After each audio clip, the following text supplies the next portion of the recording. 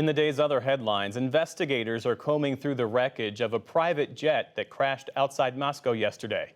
Yevgeny Prigozhin, head of the Wagner mercenary group, is presumed dead, along with several of his top lieutenants. Rescuers found all 10 bodies of those aboard. An investigation is now underway to determine what caused the crash.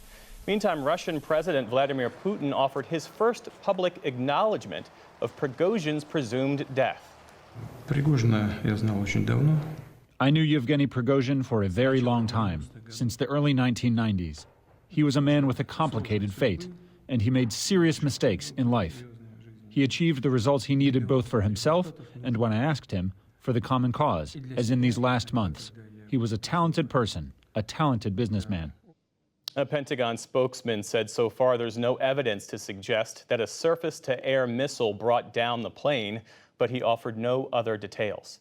A Russian court has ruled that American journalist Evan Gershkovich must remain in jail until at least November 30th. The Wall Street Journal reporter was seen going into court earlier today, but journalists were not allowed to enter.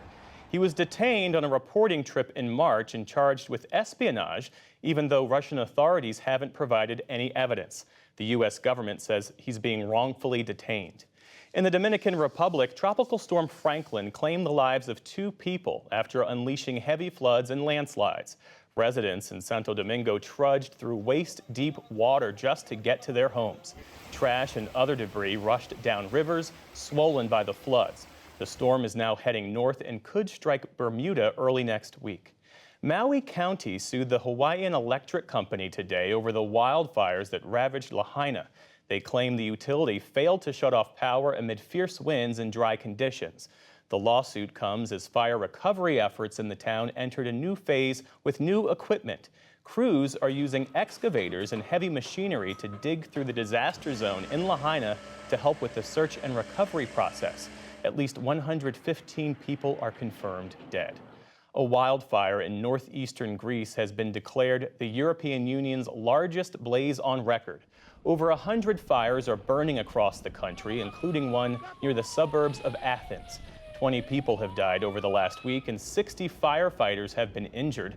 Harsh winds and a hot, dry summer have stoked the flames there and throughout southern Europe. Japan's Fukushima nuclear power plant began releasing treated radioactive water into the Pacific Ocean today. The government says it's an essential step in cleaning the facility after nuclear meltdowns caused by the 2011 earthquake and tsunami. The release operation is expected to last about 30 years. Officials say they tested the water to ensure it's diluted to safe levels. When this operation finished, to check the water has been properly diluted, we took samples from underwater piping. We will analyze and measure the concentration level and compare it with the level we've calculated. As we've reported, not everyone is convinced the water will be safe. Today, China announced a total ban on Japanese seafood. The release has also sparked protests inside Japan and in neighboring countries. Demonstrators worry about the toll it could take on the environment and human health. I'm furious about Japan's announcement of water release. I'm even more angry about our president, who's been silent about this.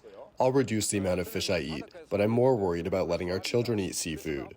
The UN's nuclear watchdog approved the Fukushima water release plan last month. It expects the impact on health and the environment to be, quote, negligible. The 5-nation bloc of developing economies known as BRICS invited 6 new countries to join today, including Saudi Arabia and Iran. Its current members are Brazil, Russia, India, China, and South Africa. The expansion announcement came during a summit in Johannesburg. The president of South Africa, who currently chairs the bloc, addressed concerns that the group is turning against the West. Thank you very much. We reiterate our commitment to inclusive multilateralism and upholding international law, including the purposes and principles enshrined in the United Nations Charter. The bloc was formed in 2009 to represent emerging economies and global affairs. It currently represents more than a quarter of the world's GDP, which will increase once the new members join. And stocks tumbled today on Wall Street. The Dow Jones Industrial Average lost 373 points to close at 34,099. The Nasdaq fell 257 points. The S&P 500 was down 60. Still to come on the News Hour, we look at what's behind the dramatic rise in maternal mortality among black women in the U.S. A special legislative session in Tennessee becomes contentious over gun measures. And a clinical psychologist gives her brief but spectacular take on remaking Identity. This is the PBS NewsHour from WETA Studios in Washington and in the West from the Walter Cronkite School of Journalism at Arizona State University.